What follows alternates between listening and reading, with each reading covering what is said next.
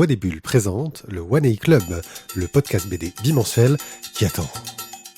Tout le monde change, il y a tant que changer les gens.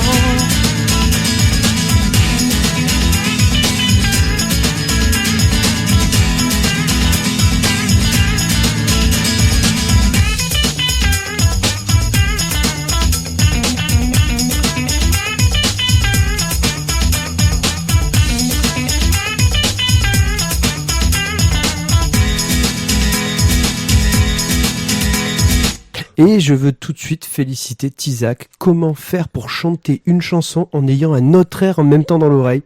Écoute. C'est un artiste. Merci. C'est notre chanteur, je veux dire... D'ailleurs, nous vous invitons tous au concert de Noël. Parce que j'ai pris l'habitude de ne pas écouter Pierrick pendant qu'il parlait. Je vous apprends que Et vous attendez voilà, tous là, le concert de Noël que nous il me mettons semble l'entendre pour Tizak, justement, mais qui ça nous me fera de dérange recherche. donne des cours, par contre. On a perdu tous nos auditeurs, là, on reprend. Pardon, quoi? On a perdu tous nos auditeurs. Donc, les gens qui font du bordel, c'est Thio, là, Thio, ouais, tu fais du bordel. Et c'est Tizak qui chante. Moi, je suis One A Pied et on va parler BD. Parce que nous, on est comme ça, on parle de BD. On n'est pas des BD. Quel que soit le monde qui change et que même contre les méchants, Bon, nous c'est on quoi le continuera à parler programme? BD. D'abord, tu vas parler de crowdfunding parce que Moi, toi, tu vas vite profiter de dépenser tes sous avant que le monde il soit devenu méchant. Et ensuite, on va faire des chroniques. Et dans nos chroniques, on va parler de bizarrama culturologique, de Wank, de Un homme de goût, de Marvel Saga HS. Enfin, on va revenir tout en retard sur Daredevil, surtout en fait. Voilà.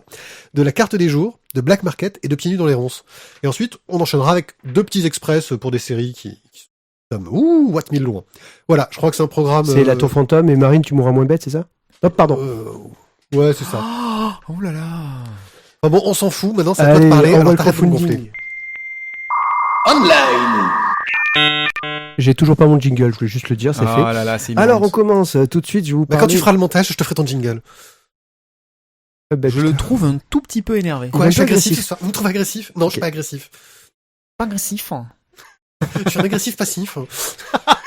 Passif. Ouais, toi qui vois. Excusez-moi 2 secondes, je m'ose une idée de la tête. S'il te plaît. Elle est sale celle-là. Ah. Alors, tout de Bien joué, suite, Thierry. en crowdfunding, de quoi je vais vous parler? De Stargate Atlantis, la C'est une saison série, ça. 6. Et oui, en fait, des fans aux États-Unis ont réussi à récupérer, en accord avec la MGM, en accord avec les producteurs de la série, le droit de faire la saison 6 de Stargate Atlantis, qui s'est arrêtée à la saison 5, comme les fans le savent.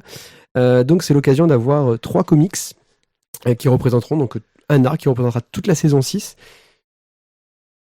Graphiquement, je suis pas à donf, mais bah voilà. Il y a la saison 6 de Stargate Atlantis. Quoi. Voilà. C'est quand même du gros crowdfunding puisqu'ils recherchaient plus de $10,000. Ils les ont atteints. Il y reste 4 jours, mais du coup, bah voilà. Ça vous fera, il vous restera une journée pour le faire quand vous l'entendrez. Mais ça fait quand même les 3. Alors, il n'y aura pas de sortie papier, ce sera que du digital. Et ça vous fait les 3 comics à 12 euros. À $12, pardon, ce qui fait environ 9 euros environ. Qui est quand même plutôt tranquille. Non, ça fera 12 euros. Un peu moins. Enfin, on s'en fout. Juste après ça, toujours chez Kickstarter. Alors là. Touching Evil. Merci. Tu as vu? Et il a compris de suite que j'attends. Et voilà, ok. Touching Evil 2. Non, c'est pas Alors, ça fait un petit peu Resident Evil. Novel. Alors, c'est pour faire un petit peu le pitch, on va dire rapide. Ada, en fait, est une femme normale, une super infirmière, et en fait, elle a un pouvoir. Elle peut tuer les gens qu'elle touche, mais seulement s'ils sont méchants. Voilà. Et s'ils sont méchants passifs? Pas d'actif, pas de passif. Alors, les graphiques, moi, ça m'a graphiquement, ça m'a plu. C'est très classe. Et puis l'histoire, j'ai trouvé ça sympa. Donc c'est un bouquin, ça va être environ 200 pages. 240. Merci. Pour $10, vous pouvez avoir le PDF. Pour $30, vous pouvez avoir le bouquin. Par contre, là, on sera comme sur le Stargate Atlantis, ce sera que de l'anglais.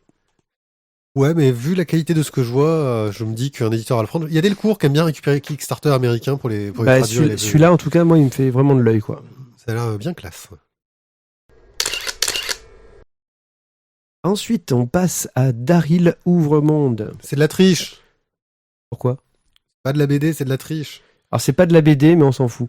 Donc, c'est pour en fait pour faire le pitch, je vais pas vous faire le pitch parce qu'en fait je me rappelle plus. Là, j'ai un trou. Ça a l'air trop bien. Donc Ouais, c'est un roman d'aventure. c'est un roman d'aventure, voilà, dans un Jeunesse. dans un univers qui a été fait donc par Olivier Perru et dessiné aussi par Nicolas Mitric. Bon, allez, là, c'est des auteurs de BD, ça va. Voilà, tu vois. Et en plus, donc, c'est déjà financé. Il vous reste... Ils ont ouvert de nouveaux paliers, là. Il vous reste 2-3 jours. Et franchement, les paliers ont l'air vachement sympas. Si on arrive à 444%, on aura même un jeu de cartes avec dessus... Simon Astier, pardon. C'est l'autre, c'est le frère. Voilà, donc ça a l'air Pardon, à quel prix C'est un joli one-shot. À quel prix 39 € le roman illustré, en couleur. Parce que vous pouvez l'avoir pour 25 € en noir et blanc. Bon, voilà. Ça a l'air d'être un beau bouquin. C'est la question, est-ce que je prends le noir et blanc classe ou le couleur moche? Là, je crois que les deux seront classe, donc à choisir, c'est en fonction de votre budget. Et attention, hein, c'est le Joker de Thio. Il a le droit à un Joker qui est pas vraiment de la BD par émission. Il a utilisé pour ça, donc c'est que c'est de la bombe. Profitez-en, je pense que ça a l'air C'est de très la bien. bebon, bébé. Bon, en même temps, je l'ai déjà acheté, donc merci. Donc, je l'ai déjà acheté, donc quand je le recevrai, je vous dirai comment c'est.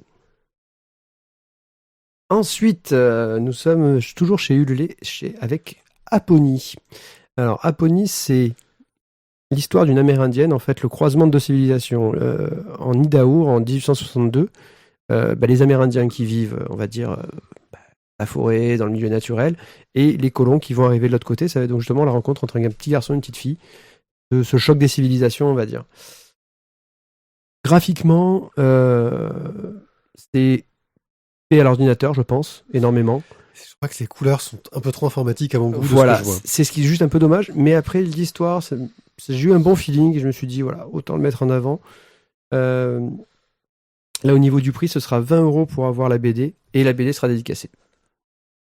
Les BD, ils dédicacent. Toutes les BD sont dédicacées.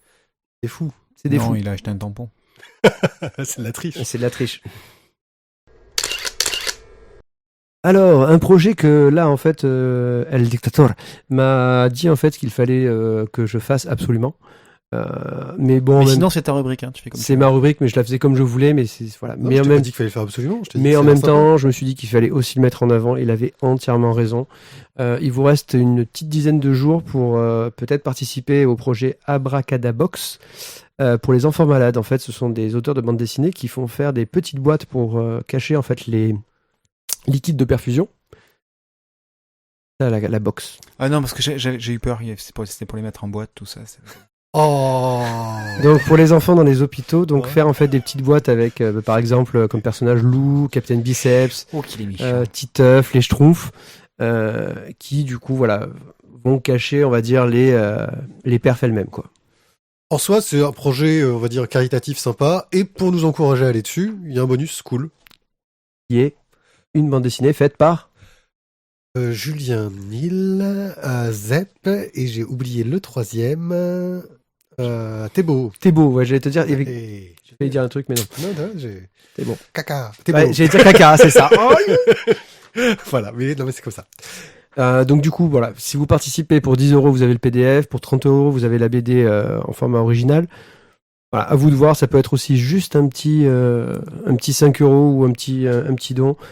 C'est aussi fait avec l'association Coucou nous voilou qui en fait fait venir des stars en fait dans les hôpitaux. hôpitaux voilà Ouais, pour il y a dire Laurent Ournac qui soutient le projet, et là j'ai envie de dire tout de suite ça. Voilà, non, mais je il y dirais a, que pour il y a faire... Louane aussi Et il y a Louane. Et et il y a énorme. Jeff Blacklock ouais. Je dirais qu'en gros, voilà, c'est... Il y a Laurent Baffy aussi. En ces périodes de fête, pour penser aux autres et recevoir un petit cadeau sympathique, c'est pas une mauvaise idée. Il y a Merde, Enora, il y a Roselyne Bachelot. et il y a Enora Malagré. Ouais, non, mais alors elle, non, Non. c'est pas. Non. Ah bah du suite tu zappes toi. Ouais, non. Ouais. Alors ça c'est un projet chez Ulule, Ramona. Donc Je sais pas pourquoi, mais j'arrive à lire dans les pensées de Tizak. Bon, alors tu veux tout savoir, on a une élève à l'école qui s'appelle comme ça. Ah. C'est triste. D'accord. C'est Elle a 6 c'est ans. aussi une chouette chanson. Ah Hein. non, Donc- elle a 6 ans, c'est horrible. Alors, donc, au départ, c'était un projet de fin d'études qui finalement est devenu un projet que Naïs a voulu vraiment lancer sur la scène, voilà, pour produire sa bande dessinée. Donc, c'est un projet qui a été mûri pendant quand même de longues années. Ce sera tout en couleur, ce sera 200 à 250 pages. C'est sa première grosse BD. Je vous donne le pitch. En fait, Paul, un adolescent introverti et timide, passe l'été seul au milieu de nulle part dans sa caravane nichée au creux d'une vallée. Là, de suite, quelque part, tu te dis, oh, putain, je sens que ça va être quand même un toc d'aventure, quoi. Il va se passer plein de trucs. Et il passe l'essentiel de ses journées à tuer le temps face au panorama. Donc, il se fait bien chier. Oh, mais peut-être qu'il a une petite flûte. Mais... Oui. Un jour qui s'est lancé comme tous les autres. Privé de joke, mais... Ah non, c'est American Pie, c'est pas trop privé. Un jour qui s'annonçait comme tous les autres, Ramona, une jolie brune, débarque et mais c'est bien tout ce que Paul va découvrir d'elle. Enfin, ça va être une petite histoire, une histoire d'amour, mais graphiquement, je trouve ça sympa. Ouais, je trouve ça très bien. Et puis, là aussi, ça a l'air. Il y a un petit côté Jordi Lafèbre, tu vois, dans le genre compliment sympa. Ouais, il y a un petit côté, oui, tout à fait. Et puis, bon, a priori, j'ai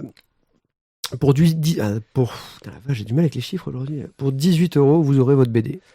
6 €, on a le PDF déjà, ce qui est pas Ouais. mal. Ça permet d'avoir au moins de pouvoir la lire pour pas grand chose. C'est ça, 6 €, il y a le BD format PDF, c'est quand même peanuts de chez peanuts. Quoi. Oui.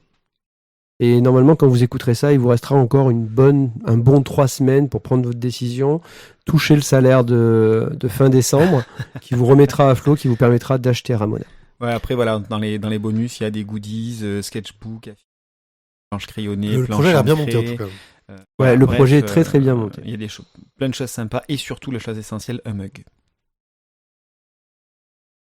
Ou pas. Et qu'il y a eu un retard là sur. Ouais, je sais pas, ça Ouais, il y a a eu un retard. Tu vois, quand, c'est VLC qui déconne. Ouais. Bon. quand la vanne elle est mal coupée, ça. Voilà, Ouais, vous avez mal coupé la vanne. mal coupé. Une goutte d'or dans un baril de plomb. Si avec ça, je veux dire, juste le titre, on vend pas un western. C'est clair. Voilà. Une goutte d'or dans un baril de plomb, c'est un western. Une BD de western de Anthony Moreau. Rien que les croquis, ça dépote. Les croquis déchirent. Graphiquement, alors je suis pas fan de la mise en couleur. Parce que du coup, je sais pas si c'est peut-être mal, la colorimétrie qui est pas au top. Ça, je sais pas. Et du coup, j'arrive pas à voir ma page, donc du coup, je vous en reparlerai après. Mais voilà, ça a l'air d'être un projet très sympa. Et du coup, ça se tente. Par contre, ils sont qu'à 30% pour l'instant. Ils sont qu'à 30%. Mais ça se joue. Il vous restera là aussi 3 semaines quand vous écouterez cette émission pour vous décider, peut-être que ça aura déjà bougé d'ici là, pour vous décider à mettre des fly dessus ou pas, quoi. C'est 21 € pour avoir la BD.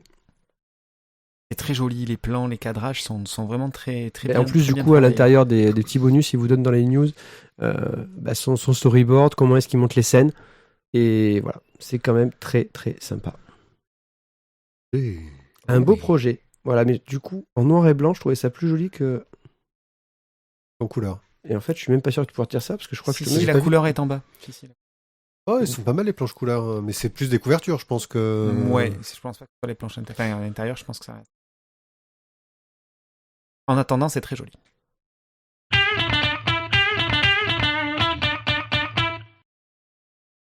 Eh bien, nous allons continuer et nous allons demander à Thio de nous parler de Bizarrama culturologique. Hein, on te laisse la parole, on est comme ça. Putain, la vache, je vais faire l'émission tout seul, les gars. Oui, c'est ça. c'est l'idée. Alors, attends, je referme toutes mes pages parce que j'en ai trop. Voilà. Ouais, non, c'est moi qui ai merdé mon planning en fait. Normalement, j'aurais Ouais, dû faire c'est ce que parler je vois, ça. j'aurais dû Normalement, faire parler c'est à Ti en fait. moi. Non, c'est à Et moi de voilà, parler. je sais. Voilà, mais- non, mais t'as pas que je parle. Je sais pas qui m'a fait Alors, changer.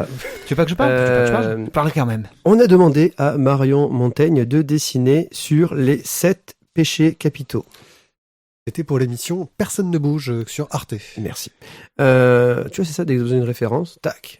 C'est La Capello qui arrive, tu vois. Sur Noël, l'Australie, enfin voilà. Et du coup, elle va nous expliquer plein de choses. Plein de choses dans le Bizarrama culturologique.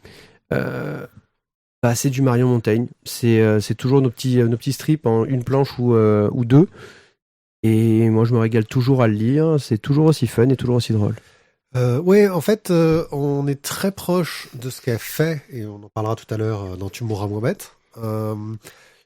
Sauf que, il n'y a pas ces personnages de professeur moustache, etc. Mais elle joue beaucoup avec ce même ton humoristique, ce même questionnement sur les choses, avec un regard très très acéré et scientifique, et un humour surtout fantastique. Énormément ri en lisant Bizarrement. Maintenant, comme d'hab chez Marion Montaigne, c'est déjà la plupart des trucs sont disponibles sur Internet. Donc la valeur ajoutée du bouquin, vous les avez lus au fil du temps, est assez limitée, je dirais. Et voilà, moi je trouve ça toujours sympa, mais c'est vrai que quand je vois le bouquin arriver, comme je l'ai déjà lu, Ouais, mais si tu suis son blog, oui, ça n'a aucun intérêt. Moi, je tombe sur son blog une fois de temps en temps parce que du coup, tu mets un lien ou j'en trouve sur Twitter ou sur ce que je suis. Mais sinon, si tu n'as pas lu son blog, c'est quand même intéressant de l'avoir. non mais je nie pas que voilà. Et puis l'avantage, c'est que c'est des bouquins que tu peux lire et relire, c'est toujours drôle quand même. Et accessoirement, tu peux aussi les offrir. Aussi. Oui. Ça, c'est une bonne idée cadeau. Tu vois, c'est une bonne idée cadeau. Parce que je du suis coup, persuadé qu'est-ce que tu en fais ton père, par exemple, ça pourrait l'intéresser. Ouais. Qu'est-ce que tu en fais Pour Noël. pour Noël? Hein Tu moi, je l'offres. l'offre à ton père. Tu l'offres à mon père, ok. Comme je l'ai déjà offert à ma femme. C'est quoi, tu me passes celui de ta femme qu'elle a déjà lu, qu'elle ne va pas relire, comme ça je peux l'offrir à ton père. Ah, ok. Hein, sympa, non? Alors, si vous avez bien compris la combine, n'hésitez pas, faites pareil pour Noël. Bon, en gros, oui, c'est pareil, c'est un bon bouquin pour offrir aux gens qui connaissent pas forcément la BD. Vous l'offrez pour ton école. Non, Thio. Ah, ça y est. Oh là là. Ah, ça, c'est la vanne. Ça, c'est la Mais private voilà, joke, ça. voilà, le truc mort. qu'il y a, le truc un peu, on en parle pas en express parce que c'est un titre à part, c'est pas une série qu'on a déjà vue. Mais si vous connaissez Marion Montaigne, si vous aimez les humours à moins bêtes, c'est très proche en fait. Il y a peu de choses différentes par rapport à ce qu'elle nous a donné l'habitude de faire. Donc si vous aimez, vous allez adorer, je pense. Mais je pense que c'est pas... Moi, Bon, je pense qu'on peut quelle passer- est la valeur ajoutée par rapport à un Tumoramed? Le sujet est différent. Voilà. Dans le sujet. La Ouais. forme reste la même. C'est le même exactement type la même. d'approche. Pour un moins bête bis. Passons à radicalement autre chose. Oui. Et alors, mesdames et messieurs, les cochons sont parmi nous. Si je devais résumer ça en quelques mots, Vas-y. je dirais Oink va mettre à feu et à sang la prison-usine qu'il exploite. Ça résume Ouais. assez bien. J'aurais même l'usine, la ville, le continent, le pays, l'univers, la galaxie, à feu et à sang. Ouais, tant que ça. Bah, en fait, Toi, tu l'as vu quand même vachement grand, Oink. Mais en fait, il écroule complètement sa civilisation quand même. Oui, Quoi, mais c'est Lobo, c'est... Non, mais ouais, bon, son monde est petit quand même. Ouais, c'est sur le principe d'une cité-État, mais on est on est là-dessus. Donc en bref, on est avec une espèce donc de prison-usine qui exploite en fait des espèces de créatures mi-homme mi-cochon qui ont été mis à l'état d'esclaves, qui sont quasiment lobotomisés à base d'énormes propagandes sur des phrases comme l'ignorance c'est le bonheur ou le sacrifice est exigé. Donc inutile de dire que de temps en temps, forcément, après X et X années de bons et loyaux services, il y a toujours une conscience qui se réveille. Là, elle est incarnée dans un premier temps par un certain Robinet. Choisis le nom du personnage, hein. Robinet le rebelle. Donc Robinet finit à sec. Et ce qui va engendrer du coup, oui, elle était facile.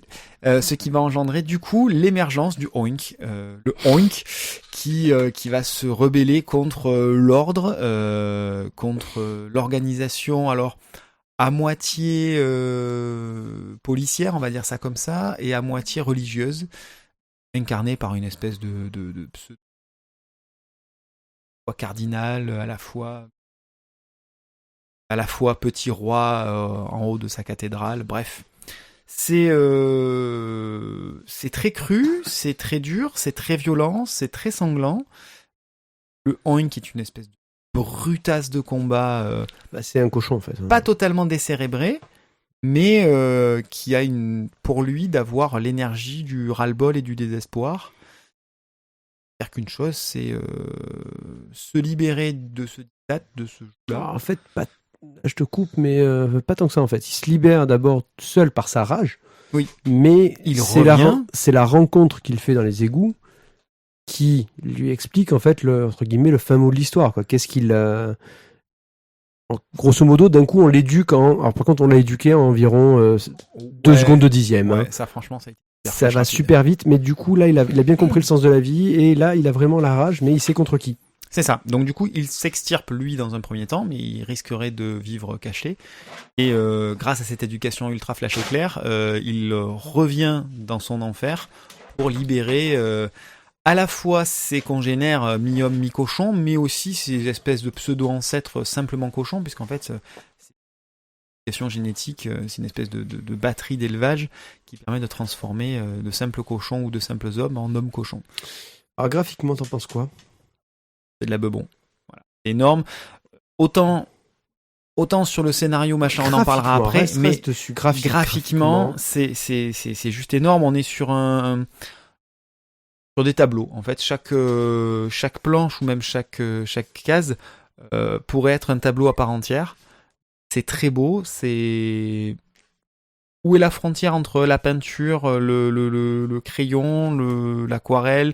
Il y a un peu de tout mélangé. Il y a des passages qui sont très texturés, je trouve. On est vraiment sur de la peinture type huile acrylique. Et puis il y a des passages qui sont beaucoup plus lissés. On dirait qu'il y a une espèce de filtrage numérique par-dessus. Ou à minima un coup d'aquarelle, je ne sais pas. Mais voilà, on alterne là-dedans. Ce qui est sûr, c'est que graphiquement parlant, c'est quand même très très bon. C'est très très joli. Ouais. Il y a un côté clair-obscur où il joue beaucoup, enfin tout est sombre, il joue beaucoup sur les sources de lumière qui vont être les flammes, Exactement. la lave, des éclairages très très Et en froids même temps, et une durs. espèce de lumière froide qui descend de l'extérieur dans cette espèce de cité très métallique. Non, voilà, graphiquement, c'est très très beau. Je pense Et alors, au niveau du scénar, c'est quoi qui est coincé? J'ai senti que ça a coincé. Eh ben, le scénar, on sent que c'est jeune. Voilà, on sent qu'il y a... Alors, je vais revenir juste 15 secondes sur l'auteur, John Muller. En fait, voilà, moi je trouve parce que, que tout est là. le scénario, en fait, à la fin je crois que c'est à la fin du bouquin en plus qu'il y a l'explication et pas au début. Je ne me rappelle plus. Je sais plus. Donc, je crois que c'est au début. Je crois que c'est au début parce que je l'ai lu avant. Hop. C'est au début du bouquin. Au début du bouquin, en fait, on a On a quelques une petite page un avant-propos de voilà, l'auteur, l'avant-propos qui explique. pourquoi est-ce qu'il a écrit Onk ou Oink. Voilà. Pourquoi il a écrit. Et le problème, je trouve, Et surtout quand. c'est si on n'avait pas eu ça, en fait, je serais pas allé au bout du bouquin. Ouais, je pense aussi. Parce que Trop crade, trash, gratuit. Un peu décousu, un peu rapide. c'est ça. C'est très. T'as vraiment l'impression de suivre celui qui se rebelle, quoi, qui est dans la rage, dans la haine, dans la violence. Voilà, clairement. Et du coup, moi, j'ai eu du mal à. Si t'as pas l'histoire en fait avant, tu te dis mais ça va aller où, quoi? C'est ça. Est-ce que c'est un nouveau Ranks dessiné différemment, tu vois? Mais sinon, Ouais. voilà. Alors, donc voilà, donc le John Muller en question, en fait, il a pondu ça quand il avait 18 ans. Jeunesse, on va dire ça comme ça. Hein. Et donc dans le propos, ça se ressent au niveau de la façon dont les idées sont organisées, au niveau de l'enchaînement de ces idées, au niveau de la puissance qu'il arrive à y donner. Il n'y a pas une montée, il n'y a pas une construction, un agencement de tout ça pour rendre le propos plus puissant. La puissance est donnée par le dessin, mais pas par le texte. Et donc ce John Muller, en fait, il a fait son espèce de thérapie à ce moment-là contre l'école, contre les institutions. On sent qu'il a eu un vécu très très difficile, sans doute très encadré, trop encadré, et il a fallu qu'il se rebelle contre ça. Et pour arriver à s'émanciper, pour arriver à se lancer dans sa carrière d'artiste, ce premier bouquin lui a vraiment servi d'exutoire. Mais au final, je suis content de l'avoir lu. Je suis content de l'avoir lu, tout à fait. Exactement. Voilà. Donc voilà, donc ça reste quand même un vieux bouquin, hein. Ça date quoi des années 90, et c'est dans la veine d'un George Orwell. Enfin, on est dans cette idée-là de. Ok, vous l'avez lu, vous avez trouvé ça plus ou moins bien, et vous en faites quoi maintenant? On va le rendre à la bibliothèque. Alors, en fait, voilà, le cheminement, c'est exactement ça. C'est que moi, je l'avais trouvé dans un grand magasin, je l'ai feuilleté. Graphiquement, ça m'en a envoyé plein la gueule, direct. J'ai vu le prix, il est à 20 €. Un éditeur que je connaissais pas, Delirium, c'est chez Dark Horse à la base. Voilà, c'est une réédition. En Et du Angleterre. coup, 20 €, je me suis dit, ouais, c'est trop cher, je le prendrai pas. Et finalement, je l'ai trouvé à la bibliothèque de mon village. Et bien conseillé, visiblement. Et à ce moment-là, je me suis dit, bah, je vais le prendre à la bibliothèque. c'est pas un livre que j'achèterais, Ça mais manque de vikings pour un conseil de la bibliothèque de Ouais. notre village. c'est vrai. Mais du coup, à emprunter, c'est un bouquin à lire, c'est intéressant. Ok. Et de quoi tu vas nous parler, Pipier? Attends, j'ai un décalage. Allez, Il a raté encore le Mais clic. qu'est-ce que c'est ces histoires Je sais de pas, jingle il ne fait pas mon jingle. Non, quoi je sais tu veux pas, me parler, j'essaie des Pipier raccourcis marrants et ça marche pas. Ça fait 3 fois que je te lance, hein, mais si tu veux pas. Ah, mais moi je vais vous De parler quoi d'un tu homme veux de nous parler goût. Moi je vais vous parler d'un homme de goût parce que. Tu viens de parler de quoi? J'ai pas entendu. D'un homme de goût. Ah, d'accord. Un homme de goût de chat et El Diablo. El Diablo. Ouais. Dans la collection All Steel Holster de chez Ankama. Hola, gringo, il est bon ton café. Non, j'allais dire, tu vends des tacos, toi Donc, Machete. Ouais, machete. dans cette aventure, nous allons suivre l'histoire d'un homme riche, monsieur Necros, qui rentre dans sa demeure, mais qui se prend un gros taquet dans la gueule, car une femme l'a assommé. C'est Jamie Colgate. Dans le nom. Monsieur Necros et Jamie Colgate, ça n'est Ouais. pas mal. Hein. Et en fait, on va se retrouver à ce qu'elle lui fasse un interrogatoire pour essayer de savoir qui elle est, car elle le suit depuis longtemps. On apprend qu'elle, c'est une ancienne flic, et elle le soupçonne d'être un tueur en série. Sauf qu'un tueur en série qui sévit depuis très longtemps. Trop longtemps pour un humain. Et donc, dans une succession de flashbacks, nous allons un peu voir la vie de ce monsieur Necros. Voilà. C'est illustré par Chat, que l'on connaît pour des histoires un peu trashouilles, un peu cool, qui a fait quelque chose, je trouve, magnifique sur tous les flashbacks, car elle a modifié son style. On a un petit peu de Will, je trouve, quand elle va dans les années 50, je crois. Un côté gravure quand elle arrive sur les dessins un peu plus anciens, c'est du fin 19e. Vraiment, elle adapte son trait, son style et sa narration à l'époque. Et elle a, pour l'époque moderne, un style très très tranché, très noir, avec une mise en scène que j'apprécie énormément, très moderne, très polar noir, hein, dans la veine de tous ces polars noirs que j'aime d'habitude. Voilà. El Diablo, je le connaissais moins, j'en avais déjà entendu parler, et il nous signe un scénario vraiment sympa, qui nous fait un peu penser à comment s'appelle ce superbe film avec Sigourney Weaver Voilà. et Ben Kingsley. Voilà, la jeune fille à la mort. Je crois que c'est ça. Voilà, ça nous fait un peu penser à ce côté-là, parce qu'en fait, on apprend que Colgate est une survivante, qu'elle a survécu au gros méchant, et c'est pour ça qu'elle le poursuit depuis longtemps. Voilà, c'est très bien construit, c'est un tome 1. Moi, ça m'a bien donné envie de lire la suite. Parce que c'est un tome 1 qui est déjà âgé, hein, parce qu'en fait, le tome 2 vient de sorti. sortir. Et en fait, je l'ai acheté parce que j'ai vu le tome 2, j'ai fait putain, ça a l'air vachement bien. Alors du coup, je vais quand même prendre le tome 1 en premier. Moi, je lui avais dit de prendre tout de suite les deux, il a pas voulu. Ouais, mais je suis vraiment pas déçu. Il y a il y a une dimension mythologique dedans qui est sympathique, une approche sympa. C'est assez classique, mais c'est bien fait en fait. Parce que vous pensez, c'est classique comme classique comme construction de scénario, tu veux dire? Oui, puis comme intrigue, la flic qui poursuit le tueur en série depuis longtemps et qui lui fait avouer ses crimes. Enfin, tu vois, mais c'est efficace, c'est bien écrit. Alors, c'est très efficace. Quand c'est bien raconté, c'est bon. C'est très efficace et je trouve que graphiquement, moi, ce qui m'a vraiment plu, comme tu disais, c'est le passage entre les différentes époques qui est voilà, passe crème quoi. T'es dans un fauteuil, c'est vraiment excellent. Bon, mais les gars, la question où est-ce qu'on le met, là, c'est dans mon sac à BD, juste à ta gauche, Matt. Oui, parce que tu ne l'as pas encore lu. C'est ça. Mais par contre, c'est chez moi. Dans le sac à BD chez lui. Donc, tu en fais quoi, Thio? En fait, c'est une bonne idée cadeau. Là encore aussi, on reste sur Noël parce que... tu vas l'offrir à ton fils, donc. Non, il comprend pas encore ça. Mais... D'ailleurs, en fait, ça, c'est un sujet qu'on pourrait faire. Comment ranger sa bibliothèque avec un enfant? Ah oui, pour une prochaine splash, je pense. En hauteur. Oui, mais ça dépend. Définitivement en hauteur. Non, mais il y a des trucs qu'il faut laisser juste en hauteur pour qu'il ait envie d'aller les voir. Enfin bon, ça pourrait faire une splash intéressante. À tester. Moi, je le prête aux amateurs d'Histoire d'Immortel parce que je trouve que le traitement de cette histoire-là est bien foutu. Et nous change du classique Highlander, vampire, loup-garou, machin chose. On a un monstre, mais qui est traité, je trouve, avec une certaine finesse que j'apprécie pas mal. Surtout qu'en ce moment, je regarde la série Hannibal, c'est peut-être pour ça.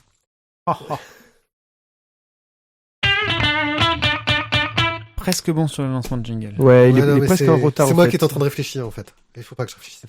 Ouais, enfin, moche. Marvel Saga hors série, Daredevil, quoi. Hein, voilà.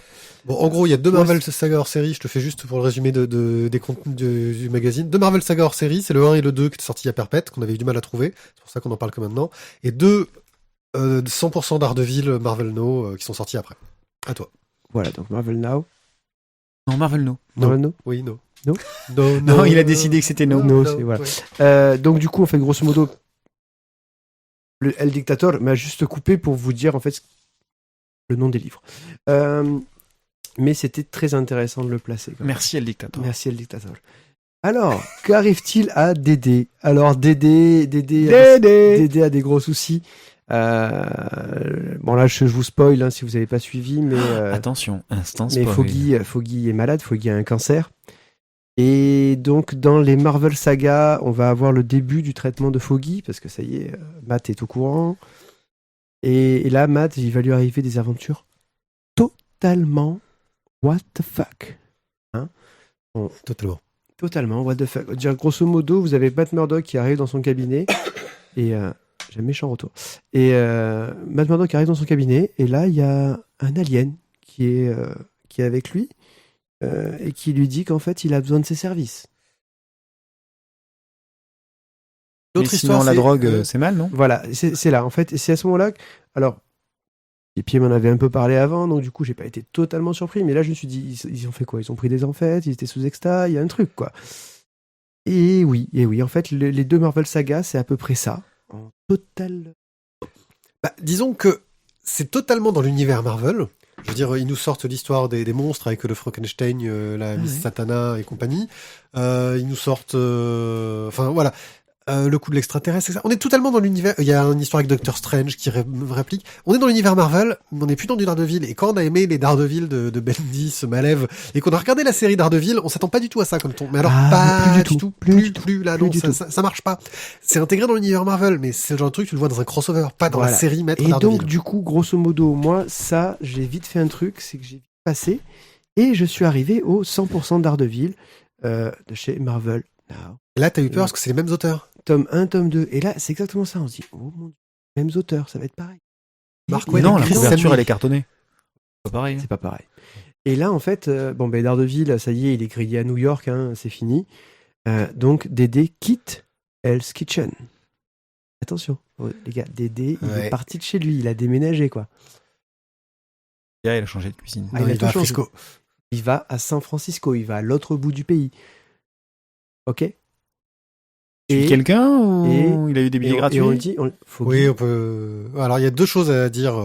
Attention, voilà. Instant spoil. Instant spoil. Les Marvel Saga, on a dit, vous les oubliez. On commence sur le Marvel Now. Sur le début. Ça commence sur. Il y a 3 événements importants. Foggy est mort. Foggy's dead. Oh my Premier god. événement important. Deuxième, il est parti à Frisco. Oui, et pourquoi? Let's go to Parce qu'il a Frisco. trouvé une femme. Non, parce qu'il a dû révéler qu'il Il a été rayé du barreau. Il a trouvé une femme. Matt Murdock, et donc il a été rayé du barreau. Et le seul barreau qui pouvait l'accepter, c'était celui de San Francisco, parce qu'il y avait déjà travaillé il y a très longtemps, quand il avait fait un tour avec la Veuve Noire, il y a perpète. Et donc maintenant, il est à San Francisco, il a ouvert un nouveau cabinet avec sa nouvelle copine. Et elle prendrait risque. Hein, parce que... Ouais, la copine de Daredevil, c'est vraiment pas un truc... Mais donc, Dédé, maintenant, job. on sait que Matt Murdock est Daredevil. Donc forcément, la femme de Matt Murdock prend quand même gravement. Non mais de voilà, risque. il le dit, c'est clair, c'est voilà. Ça, il le nie plus. Il le nie plus. Il a plus d'identité secrète. Bon, il a juste été parjuré au tribunal, mais sinon, c'est pas grave. Ça, c'est pas grave. Alors du coup, la vraie question, puisqu'on sait qui il est, pourquoi garde-t-il son masque? Parce qu'il a la classe et qu'il fait peur aux gens. C'est une bonne question. Enfin, ça, c'est presque philosophique. Hein. Oui. Ou psychanalytique. Bon, enfin, dans tous les cas, les Daredevil, ceux-là, sont excellents. Je suis vraiment... comparé à la soupe que j'ai eue avant, la soupe années 70 psychédélique... T'aimes pas le Frankenstein? Non. Et là, franchement, je me suis bien régalé, quoi. C'est bien mené. En plus, ils ont fait venir, il y a d'anciens méchants qui arrivent, et du coup, Dédé qui se fait en plus... L'histoire avec l'homme pourpre est très bien. Et l'homme pourpre qui arrive, et là, du coup, on fait référence un petit peu à la série du moment sur Netflix, Jessica Jones, où l'homme pourpre justement est le méchant de la série.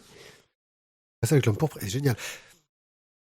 Et on arrive à retrouver ce côté sombre, mais on est à San Francisco, donc on a quelque chose de plus lumineux quand même, parce que on a aussi ce côté du enfin ils admettent, et c'est ce que je pensais de ce que faisait Mark Waid, que Daredevil est en train de nier sa dépression.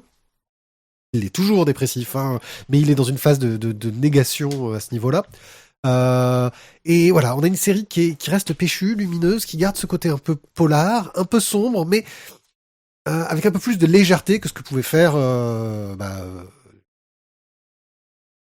Arc, enfin sur des trucs Ruka. Graphiquement, de toute façon, c'est sur un truc quand même qui est beaucoup plus lumineux que ce que faisait Malev, quoi. Oui, c'est pas difficile. C'est pas difficile, on est d'accord, mais... Mais je trouve qu'il y a des trouvailles en termes narratifs. J'ai toujours aimé la façon qu'avait Chris Samney de montrer le pouvoir de Daredevil, le côté des échos. La mise en page est bien trouvée. Il a un style, ce que j'appellerais rétro-moderne. C'est entre un style un peu ancien, tu vois, qui sonne un peu années 70-80, mais avec une pêche et une dynamique beaucoup plus actuelle. Et c'est vraiment très très efficace, et ses couvertures sont géniales. Alors par contre, la galerie de couvertures, elle déchire. Oui, mais elles sont pas à la fin, elles sont à chaque épisode. Chaque chapitre. Et c'est vraiment, une tuerie. Oui, je recommande les deux, et tu recommandes aussi. Qu'en fais-tu ?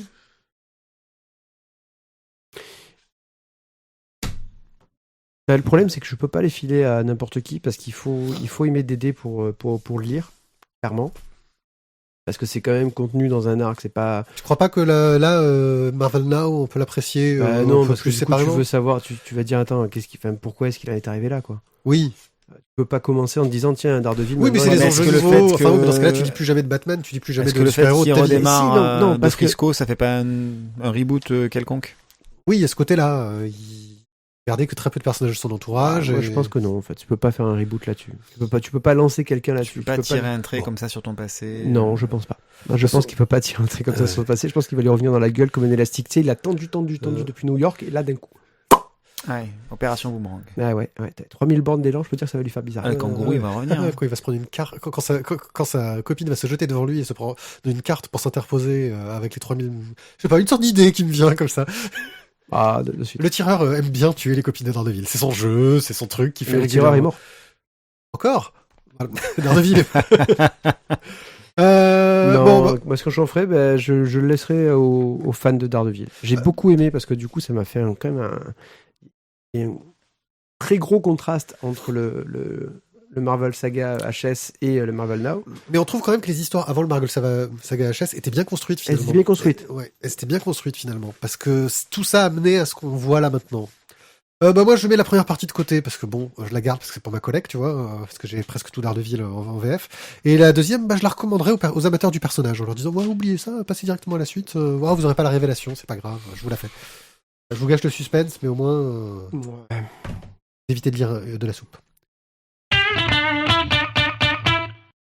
La carte des jours de Robert Hunter.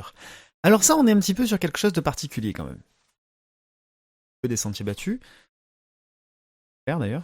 Alors on va dire qu'on est dans une espèce de conte des origines. À la fois les origines de l'univers, les origines de la Terre, les origines du temps. À la limite, au départ, ça pourrait être c'est un conte aborigène ou un truc dans le style. C'est ça. Le conte d'un peuple qui habitait sur un continent, et c'était comment ils ont expliqué la naissance du monde. La naissance du monde, exactement. Donc on va suivre le jeune Richard qui vit dans sa maison avec son grand-père, et en fait son grand-père est fan d'horloges et des horloges un peu partout. Mais surtout une nuit d'insomnie, il découvre que son grand-père en fait descend dans une horloge. Il rentre par la grande porte de l'horloge à balancier et il descend. Bon bref, ça l'intrigue, et l'autre nuit, il décide d'aller explorer cet endroit un petit peu particulier, et il découvre, après être descendu au fin fond d'une zone brumeuse, psychédélique, etc., un visage qui est enterré dans un sol plus ou moins invisible, et où poussent des végétaux Donc ce visage qui a l'air triste, à moitié endormi, et il commence à se lier d'amitié et à discuter. Vas-y, continue. Ouais, c'est de la bonne. Hein. Franchement, c'est de la bonne. Et donc ce visage n'est ni plus ni moins finalement que la personnification de Terre, de la planète Terre. Et c'est donc le prétexte à l'explication de l'origine de l'univers sur un fond d'histoire d'amour entre cette planète Terre et le Soleil. Et la problématique et la tristesse qui ressort de tout ça, et que Richard va vouloir résoudre, c'est que la Terre finalement n'a jamais réussi à conquérir son amoureux, le Soleil, et à le rencontrer. Et donc il va essayer de répondre à cette demande. Le problème, c'est qu'en voulant faire ça, il va dérégler les horloges qui règlent le temps, qui règlent finalement toute chose sur... Donc voilà, j'en dis pas plus, j'en ai déjà pas mal dit. C'est un conte totalement onirique, totalement poétique. C'est très beau aussi bien au niveau de la forme, qui est très simple. On a des aplats de couleurs et toutes les choses sont dessinées de manière très simpliste. Que les aplats sans contour. Exactement. Mais pour autant, voilà, il y a une poésie qui se dégage de tout ça, un rythme, une lenteur. On est vraiment en dehors du temps et c'est très beau. Moi, c'est ce qui m'a attiré en premier quand j'ai vu le bouquin. C'est très beau, ça sort un petit peu des sentiers battus et voilà, moi j'ai vraiment accroché. Il y a un travail sur les couleurs qui est absolument fabuleux. Sur le format aussi, parce que du coup, le format est particulier, c'est un format long là. Ouais. C'est chez Nobro, ils font souvent de très très beaux bouquins. Là, c'est une belle édition. Alors moi, je l'ai pas lu, je l'ai juste feuilleté. Je trouve vraiment qu'il y a un travail sur la narration, sur la dynamique, sur le rythme, qui a l'air très très réussi. Ça a l'air un peu un ovni, mais ça a l'air d'être une belle histoire. C'est un ovni. C'est raconté façon voix off. Et on se laisse bien embarquer. On écoute religieusement entre guillemets le conte qui nous est proposé. Yo alors, je dirais oui à tout. Voilà, ma bénédiction, c'est bon. Maintenant, je trouvais que au niveau du scénario, la fin, j'ai été un peu déçu. Alors, c'est pas déçu dans le sens l'histoire est mauvaise. Le voyage est beau, c'est la destination qui l'est moins. Non, mais même la destination est jolie, mais j'aurais préféré autre chose. Après, c'est totalement personnel, parce que du coup, quand tu le dis, tu penses à d'autres trucs peut-être, hein, mais graphiquement, c'est très très beau.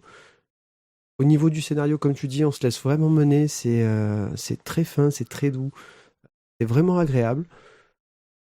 Moi, j'étais un peu déçu par une fin qui n'était pas ce que j'en attendais. Voilà. Ouais, je suis d'accord avec toi. Sinon, voilà, c'est que c'est vraiment un bel ouvrage, quoi. C'est un beau bouquin dans les deux sens du terme, autant dans le physique que dans le ressenti qu'on va avoir en le lisant. Ça fait une jolie bulle quand on lit. Voilà, on est dans cette espèce de petite bulle. Le temps change, l'espace change. On est vraiment dans l'histoire. Vous en faites quoi? Eh ben, écoute, moi je lui mets un tampon de 7 à 77 ans. Alors en fait, ça je pense, pour moi, c'est le bouquin qu'il faut prêter. Tu vois, c'est le bouquin que tu fais passer d'ami en pote, de pote en pote en pote. Tu vois, pour que En enfant, grands-parents, ouais, tu fais tourner. Mais c'est ce que tu disais. Tu fais tourner, c'est transgénérationnel pour le coup. Tu fais tourner vraiment parce que je pense que tout le monde peut y trouver de la beauté, quoi. C'est ça. Faut que tu cliques. Oui, je sais, mais j'étais en train de vous écouter avec religieusement. Non, mais j'aime bien pour une fois que je peux être un peu en spectateur et je me fais avoir. Mais voilà, je ne suis plus spectateur. Je vais vous parler de Black Market de Frank J. Barbier et Victor Santos. Enfin, ça doit être des Américains, mais je prononce comme ça. Vu que c'est publié chez Boom Studio à la base et que c'est chez Glénat Comics maintenant. Non, pas Boobs, Boom Studio. Ah, pouf. Voilà. Les gestes avec ses mains, c'est... on va suivre l'histoire de Ray Willis, un ancien médecin légiste qui s'est fait virer pour une raison qu'on ne saura pas de suite, mais qui va voir son frère taper à sa porte, un ancien criminel, pour lui proposer l'affaire du siècle, parce qu'il a un plan. Il a découvert que en récupérant l'ADN des super-héros, il pouvait peut-être trouver un super remède, et en gros, il est embauché par une société qui voulait récupérer l'ADN des super-héros pour créer ce remède. Et parce qu'en plus, lui, il a quand même des gros soucis. Oui. Et c'est quoi son gros souci ? C'est que sa femme est mourante. Voilà. Et donc, Et donc, du coup, il a besoin de thunes et que s'il trouve un remède à quelque chose, ça peut être cool. Ça peut être. Le truc, c'est que donc on se retrouve avec un scénar de casse, de braquage, sauf que là ils vont braquer des gens pour leur piquer leur truc, et puis surtout des gars qui commencent à essayer de trouver des techniques pour choper les super-héros, dont les plus balèzes entre guillemets, parce que ils ont l'ADN le mieux. C'est une construction très, j'ai envie de dire, à la Pulp Fiction, avec des flashbacks dans tous les sens. Et que parfois on s'y perd un petit peu, ça m'arrivait de plus savoir quel moment j'en étais dans ma lecture. Mais ça reste assez efficace, bien écrit, mais vraiment trop classique, trop, je sais pas, j'ai pas été surpris à la lecture, j'ai pas accroché en fait, j'ai trouvé ça sympa. Le thème, je me souviens pas l'avoir vu quelque part, mais m'a pas semblé si original que ça. Peut-être le traitement qui est un peu foiré à ce niveau-là. Quoique du vol de sang de super-héros, ça je l'avais déjà vu, je sais plus dans quoi, mais on l'a déjà vu. Essayer dans The Boys. Dans les X-Men aussi, à un moment donné. Dans les X-Men, dans les Avengers. Donc ça reste un one-shot, ça reste une histoire assez sympathique. Le dessin, j'ai bien aimé, même si parfois ça marche mieux que d'autres. Il y a une colorisation un petit peu flashy, je trouve, un petit peu vive, un peu trop vive à mon goût pour une histoire qui est censée être un peu sombre. Et puis, je trouve que le dessinateur, pour tout ce qui est représentation des personnages classiques, des humains, etc., s'en sort bien, mais dès qu'il arrive sur du super-héros, il sonne faux, il sonne pas tôt, pas crédible. Voilà, c'est pas un dessinateur, je pense, d'histoire de super-héros. C'est pas, il colle pas pour les dessiner les super-héros, et ils ont aucune classe, aucune. Disons Voilà. que le super-héros, là, il est vraiment relégué en second rôle, quoi. C'est vraiment l'arrière-plan, le super-héros. Ouais, mais vu le scénario, je les aurais mis, tu vois, je les aurais rendus plus impressionnants, plus. Je les aurais montrés un peu plus au-dessus du. Alors, au départ, ils vont quand même essayer de pécho des super-héros de seconde zone. De seconde zone. Je veux dire, le mec qui, en fait, est alcoolique, qui traîne dans les bars, en fait, qui a un pouvoir, mais qui lui sert à rien. Oui. Après, par contre, quand ils vont essayer de choper les méga stars pour leur prendre leur pouvoir, parce qu'ils peuvent voler, enfin, t'as le Superman, on va dire, du monde, c'est un peu différent. C'est pareil, je suis un peu du même avis que toi, Pied. Je l'ai lu, j'ai passé un bon moment. C'est comme quand tu vas des fois te mater un film, c'est un bon popcorn movie. Mais tu l'auras oublié dans 2 semaines. Ouais, mais t'as passé. Alors tu passes un bon moment, mais clairement, il n'aura pas marqué ta life, quoi. Voilà, moi, ce que je vais en faire maintenant, je pense que je le collerai dans un bac à soldes. Où il sera à l'aise. Ouais. En fait, je pense que je l'aurais même pas acheté. Voilà. Passez votre chemin. Et bim, tiens. Mais faites autre chose. C'est pas un mauvais bouquin, mais il sera pas une trace énorme, je pense. Il est trop moyen. C'est un livre qui est trop moyen, en fait. Je crois que c'est son défaut. C'est ça. Il est pas mauvais. Il est pas exceptionnel. Mais c'est comme certains films. Tu passes un bon moment, mais pour autant, tu n'iras pas le revoir au ciné, quoi. Il y a des bouquins qui, je dirais, ont des défauts plus marquants, mais que je vais plus apprécier parce que ils m'auront apporté quelque chose à la lecture, tu vois. Là, bon, bref, il le faut dans les bibliothèques municipales. Même pour faire pas. Du volume, ouais, quoi. Ouais. Si on vous l'offre, oui. Ça serait bon, non, ça peut. C'est pas l'enveloppe de toute la mairie pour là-dessus, quoi.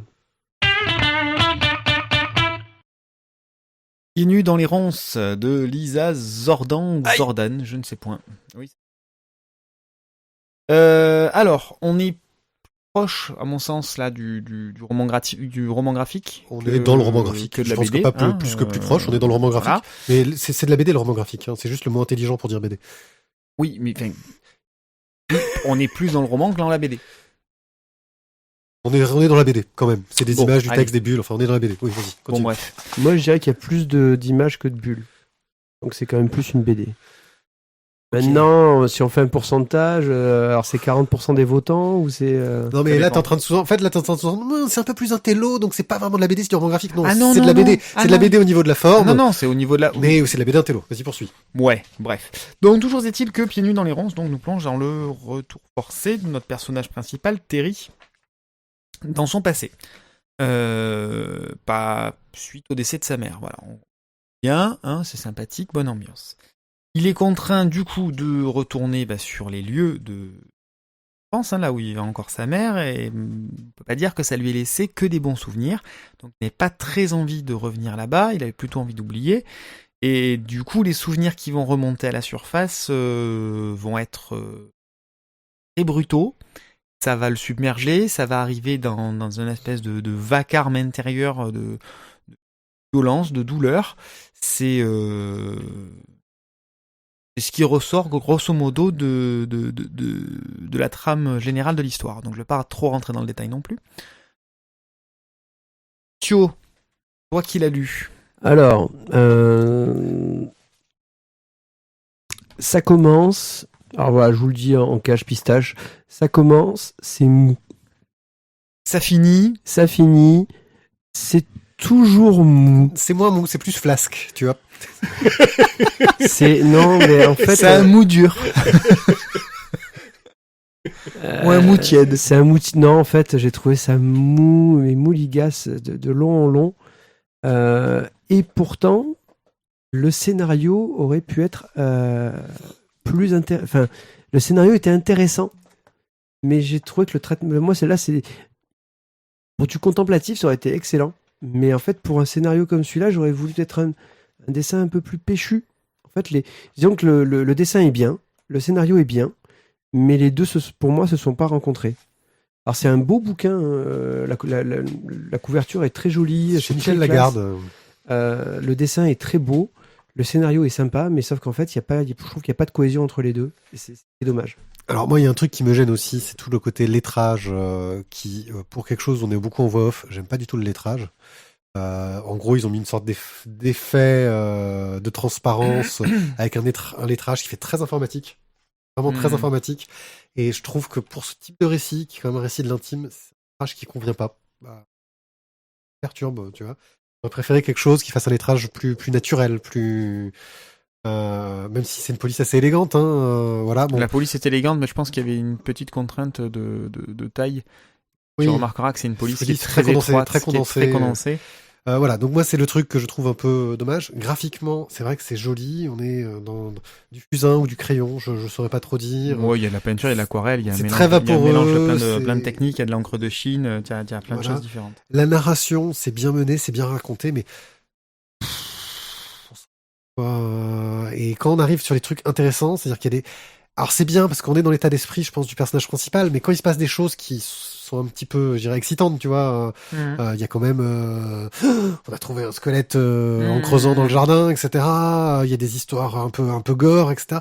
Mais t'as un traitement qui est plat de ces choses-là. C'est traité comme du quotidien, comme de la banalité. Je pense que c'est volontaire, justement. Je pense que tu dis que le dessin ne colle pas avec le scénario, mais je pense que ce décalage est volontaire au niveau du scénariste pour montrer cet état de détachement du personnage. Ouais, mais comme disait Mathieu, si ça avait été dans du contemplatif, ça collait. Là, ça colle pas. On est censé être sur une espèce d'enquête, d'introspection, et il manque le rythme de l'un ou de l'autre. On est le cul entre deux chaises. Ouais. Donc moi c'est ça qui m'a un petit peu dérangé. Voilà, c'est dommage parce que le dessin est vraiment super, comme tu le disais. C'est à la fois vaporeux, mais c'est très ancré dans le réel aussi. Il y a l'histoire. Donc on flotte par le dessin. En même temps, on est dans la crudité des faits parce que clairement, ce qui est relaté, c'est quand même tout sauf sympathique. Donc c'est plus du cauchemar que du simple. Mais bon, voilà, malgré ce très joli dessin, malgré ces belles illustrations, ça manque de dynamisme, comme tu disais, ça manque de mouvement aussi, parce qu'il y a des scènes qui sont censées être dynamiques. Les protagonistes sont censés être dans une rage, un énervement, quelque chose de violent, et ça ne l'est pas. Ça n'a pas ce dynamisme-là. Et le récit, il manque de dynamisme lui aussi, quoi. C'est souvent très très lent et très simpliste. Mais pour autant, voilà, comme je disais, c'est un bouquin qui est propre sur lui, quoi. C'est propre sur lui, mais c'est très propre. Moi, je veux dire, voilà, ça m'a choqué le croisement des deux. Maintenant, je pense qu'il y a aussi des personnes qui vont dire que c'est un très bon bouquin parce que justement, le contraste fait que ça leur a plu. Après, voilà, chacun fera son avis. Je pense avoir compris ce que voulait faire l'auteur, mais ne pas avoir accroché. Vous en feriez quoi ? Ouais, il va aller avec mes bouquins d'arbres jolis mais déçus. T'as une case pour T'as ça. une case particulière. Ah bah, Ouais, mais, toi, t'es un gars bizarre, quand même. Hein. Joli, mais décevant. Bah, elle est pas très large, mais elle est un peu haute parce que souvent c'est des formats qui sont un peu plus hauts, ouais, des formats chiants, des formats Petburn. Ah, je m'en servirais peut-être pour caler un meuble, mais pas plus, quoi. Eh bien, moi, je me réveille. J'ai la marque de la reliure sur le front. et... Ah, c'était quoi, ça? Voilà, je crois que... Non, mais voilà, c'est dommage. Je suis un peu déçu parce que graphiquement, ça m'a vraiment plu. Ça m'a vraiment tapé dans l'œil et voilà, le récit, la façon dont c'est raconté, il y avait des ingrédients qui étaient là, mais malheureusement, la mayonnaise n'a pas pris, quoi. Va tomber toujours juste. Exactement. Pas se fier qu'au dessin. Express. La tour fantôme. Tome 74 212 6, 7 et 8, le 24 dans 6, le 7 et 8. tiercé. C'est la dernière fois qu'on vous met la tour fantôme en express parce que la prochaine fois, je pense qu'on va vous faire en rubrique normale qui sera pour parler du dernier tome. Si le dernier tome, c'est fini. Voilà. Mazel Tov. L'enquête des personnages autour de la tour fantôme continue. Pour vous rappeler les bases, nous avons une tour sur laquelle un cadavre a été trouvé il y a fort longtemps et nous avons un jeune nerd un peu paumé dans les années 50 qui se retrouve à travailler avec un jeune homme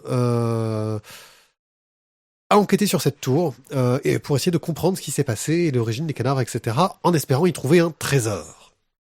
Voilà, qui lui permettra de trouver l'amour, le succès, etc. On suit les personnages pendant de nombreuses aventures pour trouver les origines de cette tour, qui a créé tout ça. Avec un procureur de la police qui est une véritable ordure sadomasochiste. Perverse. Une perversité absolument ahurissante. Mais qui devient horripilant. très intéressant, justement, dans cette... Commence à devenir très intéressant. Horripilant, il est toujours, par contre. Mais c'est cette... il a l'air cool. Et dès que tu penses qu'il a l'air cool, tu dis, oh, mais je peux pas penser ça, c'est pas possible. C'est sale. Voilà, il y a des images qui viennent dans notre tête qui sont sales. Non, c'est voilà. C'est très sale. Bon, ça parle Faudra me le passer. Ça parle beaucoup d'androgynie. Je pense que c'est un sujet très intéressant dans un express, donc on va passer là-dessus. Sur sa place d'un point de vue sexuel dans la société, ce genre de choses-là, c'est étonnant. Hein. On reste dans du polar noir, parfois gore. Et là, en gros, on voit qu'on arrive vers la fin de l'enquête, car ce qui se passe, c'est que tous nos protagonistes vont devoir se retrouver dans cette tour qui est remplie de pièges mortels pour essayer d'enfin trouver ce trésor. Ils se sont lancés une sorte d'ultime défi, sachant que c'est le masque de la mort, hein, l'ombre de la mort, le gars qui est masqué, qui les poursuit, on sait pas trop qui c'est. On sait pas qui c'est. Ils sont en train d'essayer de savoir qui c'était, sachant qu'il y a des mafieux au milieu qui essayent aussi de leur vouloir. Oui, parce qu'en fait, le procureur n'a pas trouvé de meilleure idée que de vider en fait la prison du coin avec tous les mafieux, violeurs, kidnappeurs, braqueurs qui étaient présents. Et en disant, voilà, vous allez du coup passer dans tous les pièges, vous allez activer tous les pièges. Une fois que vous aurez activé tous les pièges, du coup, le chemin sera open, quoi. Sympa. Et si vous vous en sortez, je vous donne une part. C'est ça. Et chacun... Il y a un côté cube. Ouais, il y a un côté cube. En fait, chacun part avec un tube de couleur, grosso modo. Et en fait, c'est le premier qui met sa couleur sur le trésor lui appartient. Bon, on va pas aller plus loin. C'est une série qui reste agréable à suivre parce qu'elle est beaucoup plus profonde. Non, elle est beaucoup plus profonde qu'elle en a l'air, malgré ce côté parfois un peu dérangeant. Voilà, moi, c'est une série qui m'a agréablement surpris avec un dessin en plus superbe. Et cette thématique sous-jacente de la sexualité qui est... Et du travestissement aussi. Et du travestissement qui est étonnante et rare.